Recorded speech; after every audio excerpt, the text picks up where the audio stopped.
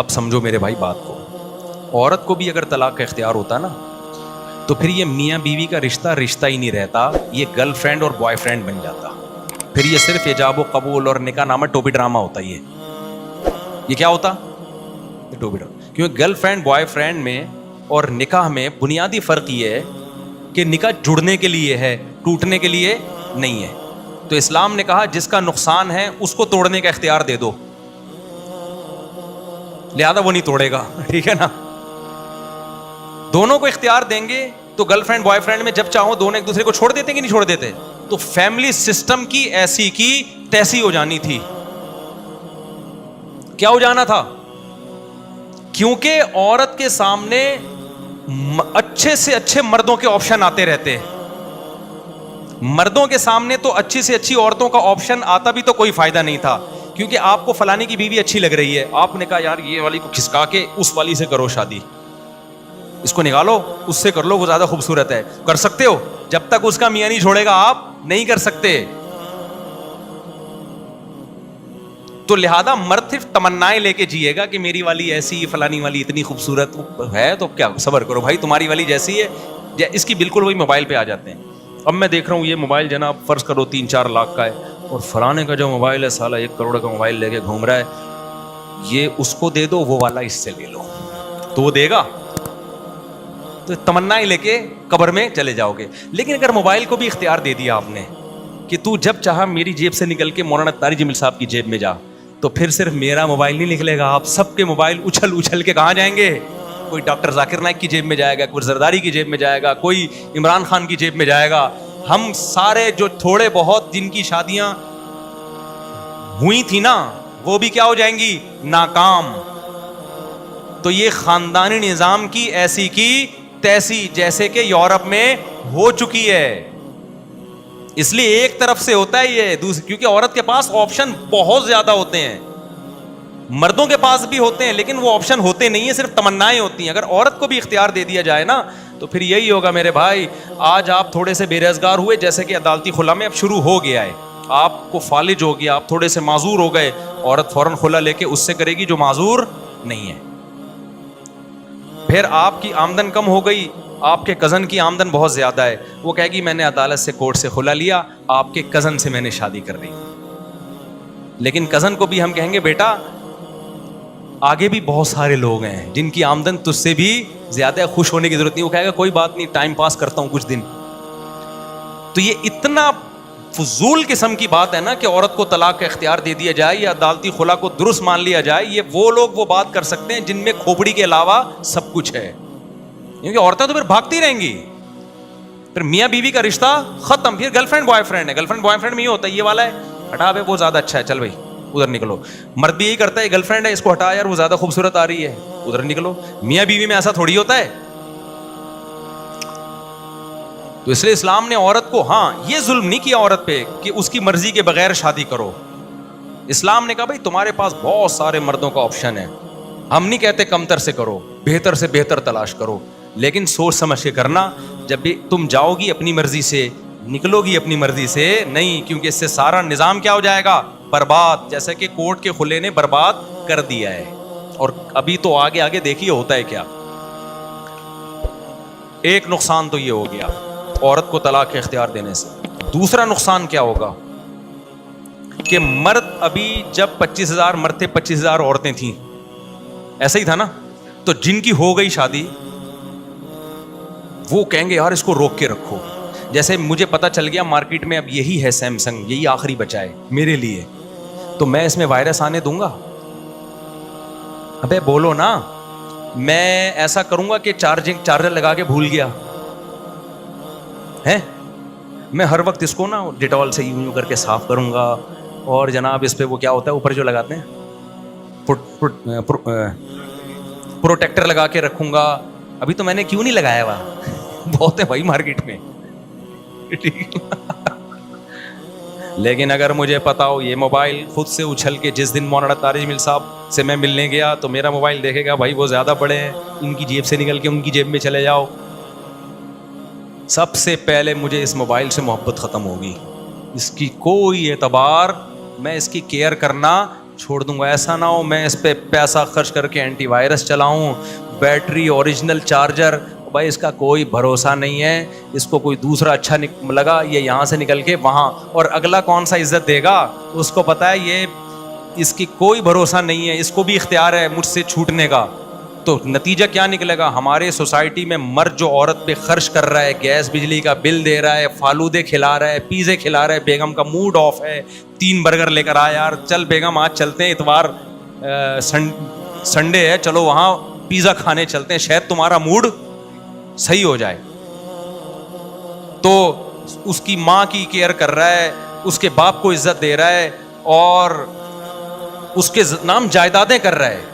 دیکھو مجھے پراپرٹی کا اللہ کا فضل ہے, جو میرے ساتھ بیٹھتے ہیں نا, میرے تو پراپرٹی کے خلاف بیانات ہیں, ایک بالش پراپرٹی کا شوق نہیں ہے مجھے ذاتی, لیکن جب میرے 4 ہو گئے نا تو مجھے خیال آ رہا ہے میں مر گیا تو ان کا کیا ہوگا. میرے دل میں آ رہا ہے کہ یار میں کسی طرح کوئی قسطوں پہ پراپرٹی لے کے ان کے نام کر دوں. ایک میں کوئی اپنی تعریف میں نہیں کہہ رہا, لیکن ایک مسلمان مرد کو یہ خیال آتا ہے, سب کو آتا ہے. کتنے لوگ آتے ہیں, میں نے بحریہ ٹاؤن کا ایک پلاٹ اپنی بیوی کے نام سے لیا ہے. ہمارے حضرت نے آخر عمر میں اپنی وائف کے لیے, اپنی زوجہ کے لیے ایک پورا فلیٹ خرید کے ان کو دے دیا کہ میرے دنیا سے جانے کے بعد ان کے پاس رہنے کا پراپر انتظام ہو. اگر مرد کو پتا ہو میری بیگم کسی بھی ٹائم مارکیٹ سے شارٹ ہو سکتی ہے, دکھ درد میں میرے ساتھ کھڑی نہیں ہوگی, ابھی تو کہہ رہی ہے لیکن رائٹ اس کے پاس ہے طلاق کا پورا پورا, تو ایسے خدا کی قسم کیسز ہوئے ہیں کہ مرد نے 3 کروڑ روپے کا بیوی کو پلاٹ دیا, اگلے دن بیوی نے خلا لے کے شارٹ, پلاٹ بھی گیا بیگم بھی گئی. اس کا نتیجہ کیا نکلے گا, مرد پھر پلاٹ دینا پراپرٹی دینا چھوڑ دے گا, مرد گیس بجلی کے بل دینا چھوڑ دے گا, بولے گا رہنے رہو کیونکہ تمہارا کیا بھروسہ بھائی. جیسے کہ انگریز نہیں دیتے, یہ جو انگریزوں میں بیوی پہ خرچ نہ کرنے کا رواج ہے نا, ایسے ہی تھوڑی آ گیا.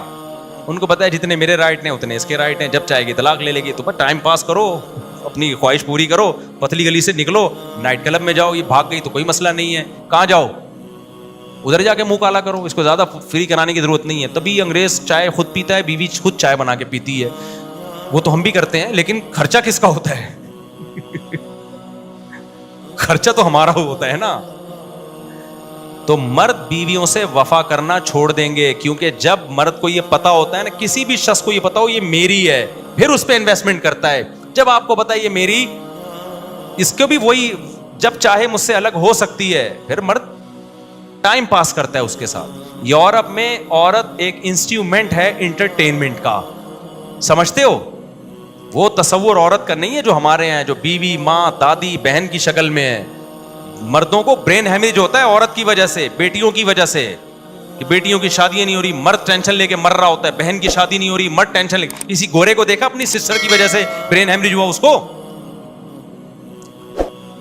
تو یہ اسلام کا حسن ہے کہ ساری ٹینشنیں کس کو دے دی ہیں, مرد کو دے دی ہیں, اور عورت کو کہے تم اوپر سے اوپر جا کے شادی کرو, تمہیں اکلوتا اچھا نہیں مل رہا, فلاں کی چوتھی بن جاؤ, ایش کرو. جیسے اس گجرانوالہ کے تاجر نے, ان غریب لڑکیوں کو کیا فائدہ ہوا, ان کو اکلوتا بھی مل رہا تھا, انہوں نے کہا یار یہ چوتھا, یہ جو اتنا بڑا کروڑ پتی تاجر ہے نا, اس کی چوتھی بن جاتی ہوں, اس کے گھر میں جو عیاشی ہے, اتنے بڑے بڑے بنگلے ہیں, ایک ایک بنگلہ بیگم کو دیا ہوا ہے, ایک ایک بیگم کو. لیکن اگر اس تاجر کو پتا ہو کہ میری بیوی کے پاس خلا کا حق ہے, جب چاہے گی کورٹ سے خلا لے لے گی, تو وہ تاجر اپنی ایک ایک بیوی کو ایک ایک بنگلہ دیتا؟ کبھی بھی نہیں دیتا. وہ کہتا یار میں نے دیا, کل پتا چلا. آپ کہہ سکتے ہو بیوی وفادار ہو تو پتا, بھائی وفائیں چینج بھی ہو جاتی ہیں, کوئی کسی کے ماتھے پہ کچھ بھی لکھا ہوا نہیں ہوتا, وہ کبھی بھی نہیں کرتا. وہ کہتا ہے ٹائم پاس, جیسے گورے کرتے ہیں, ٹائم پاس کرو بھائی, اتنی وفاؤں کی ضرورت نہیں ہے. تو ٹوٹلی یہ کس کے فائدے میں جا رہی ہیں یہ اسلامی قوانین؟ عورت کے فائدے میں. اور یہ جو حلالے حلالے کے کو لوگ بدنام کرتے ہیں نا کہ عورت کو نقصان ہے, یہاں بھی مرد کا نقصان ہے.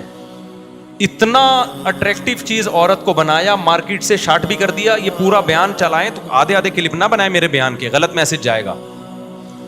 اس کے بعد پھر مرد کے اختیارات اتنے سلب کیے کہ 3 دفعہ زبان سے لفظ نکال دیا, گئی عورت, اب نہیں لا سکتے تم دوبارہ, اس کو دوبارہ نہیں لا سکتے. اس میں بھی نقصان کس کا ہو رہا ہے؟ مرد کا نقصان ہو رہا ہے. لہذا مرد کو بتا دیا طلاق کے لفظ سے تو کھیلنا ہی نہیں ہے. جیسے مجھے کہہ دیا کہ اس کو ایک دفعہ دے دیا نا, تو مجھے اگر پتا چلا میں نے اس کو دے دیا موبائل, جذبات میں آ کے میں با کے بہلا پھسلا کے واپس لے لوں گا نا, پیچھے پڑ جاؤں گا, بے بھائی یار غلطی ہو گئی, لیکن اسلام نے کہا یہ موبائل میں تو چل جائے گی یہ چیز، عورت میں نہیں چلے گی، کیونکہ عورت کو طلاق کے لفظ سے تکلیف ہوتی ہے. اسلام نے کہا 3 دفعہ یہ لفظ نکالا، اب بہلا پھسلا کے عورت چاہے گی بھی تو نہیں لا سکتے. اس سے کیا ہوتا ہے، سوسائٹی میں طلاق کا ریشو جتنا ہونا چاہیے نا جو وہ بھی نہیں ہوتا. ہمیں وہ چند مرد تو نظر آ رہے ہوتے 3 طلاقیں دے کے رو رہے ہوتے ہیں، ان کی بیویاں رو رہی ہوتی ہیں، یہ نظر نہیں آ رہا ہوتا. ان کے رونے کو دیکھ کر سینکڑوں لوگوں نے عبرت پکڑی ہے کہ طلاق کا لفظ زبان سے نہیں لانا. یہ جو ہماری سوسائٹی میں 3 طلاقوں کا رواج بڑھ گیا، یہ اہل حدیثوں کے فتووں کی وجہ سے بڑھا ہے کہ 3 ایک ہوتی ہیں، اس لیے لوگ طلاق پہ جری ہو گئے ہیں. ابھی ایک طلاق ہوئی ہے ایک جاننے والوں کے یہاں، مرد نے دھڑ دھڑ 3 طلاقیں دی. ہم پہنچے، ہم نے کہا کیا ہو گیا؟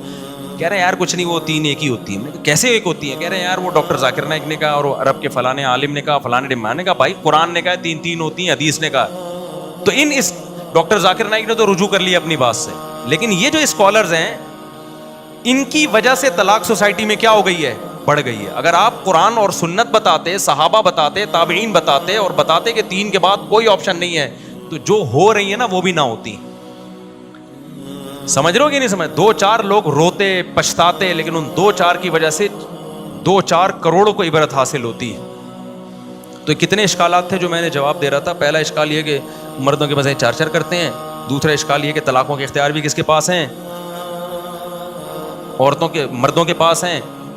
اور تیسرا یہ کہ عورت خلا بھی نہیں لے سکتی عدالت سے، بالکل پابند کر دیا. سب عورت کے فائدے کے لیے. اسلام میجورٹی کو دیکھتا ہے، 2-4 عورتوں کو نہیں دیکھتا. میجورٹی کا اس میں فائدہ ہے، کیونکہ 2-4 عورتوں کو اختیار دے دیا تو وہ ان کو کس بیس پہ اختیار دیا جائے بھائی؟